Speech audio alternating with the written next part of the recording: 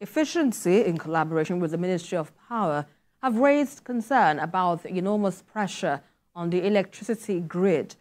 They are also advocating the adoption of a circular economy where nothing goes to waste. Senior reporter Habida Lawal reports. The lack of access to sustainable energy that is renewable, accessible and affordable, especially to the most vulnerable population, is one of the biggest global challenges.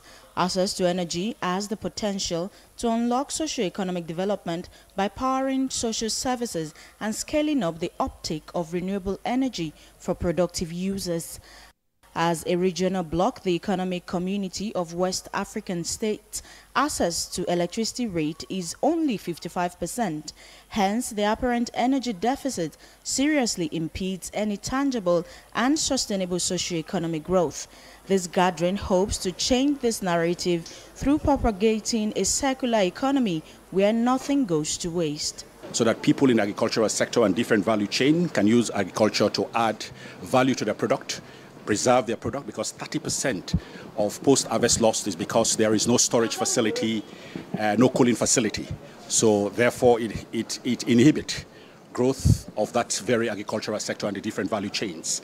They believe there is need to close the energy gap both locally and regionally for a long-lasting systemic socio-economic growth in key economic sectors, especially agriculture, which employs a great majority of the people and contributes significantly to the GDP. So essentially, when we look at rice, for example, in terms of rice milling, rice polishing, destoning, it's a lot of energy that is consumed in that process. And how do we upscale in terms of our yield if the cost of energy is one critical issue that has to be tackled. So rice for us is number one on our list.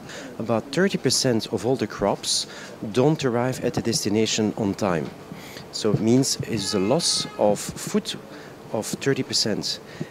That means that if you're going to invest in energy facilities, for example, by investing in cold rooms, storage capacity and so on, then we can also link demand much more to supply, and as such that we can improve that further. It was also acknowledged that the effect of climate change and lack of access to energy has the propensity to shrink the performance of the gross domestic product of countries in Africa by 30% in 2050.